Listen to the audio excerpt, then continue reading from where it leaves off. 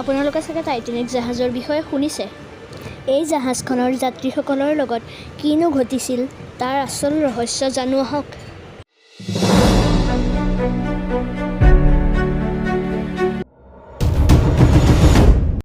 15 এপ্ৰিল 1912 চনৰ কথা।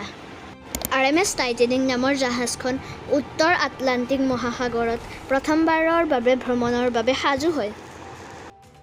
ইংলেণ্ডৰ সাউথ এম্পটেইনৰ পৰা আমেৰিকাৰ নিউয়ৰ্ক চহৰলৈ ইয়াৰ প্ৰথম যাত্ৰা কৰাৰ সময়তেই এটুকুৰা আইচবাৰ্গত খুন্দা মৰাৰ ফলত জাহাজখন উত্তৰ আটলাণ্টিক মহাসাগৰত ডুব গৈছিল। এয়া ইতিহাসৰ এক শোকাবহ সাগৰীয় দুৰ্ঘটনা। ই প্ৰায় 2228 জন যাত্ৰী আৰু কৰ্মচাৰী কঢ়িয়াই নিছিল। ইয়াৰে অনুমানিক 705 জন লোককহে জীৱন্তে উদ্ধাৰ কৰিছিল।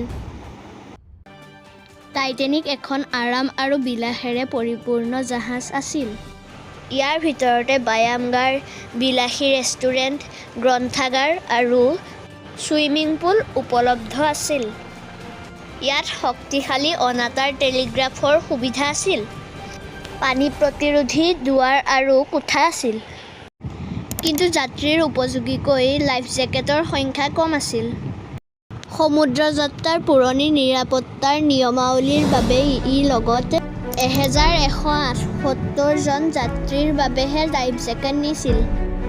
টাইটানিকে যাত্ৰা আৰম্ভ কৰাৰ 4 দিনৰ পাছত প্ৰায় 375 মাইল বা 600 কিলোমিটাৰ অতিক্ৰম কৰাৰ পাছত ৰাতি প্ৰায় 11:40 আইচত খুন্দা খায় আৰু 2:20 জাহাজখন আটলাণ্টিক মহাসাগৰত ডুব যায়।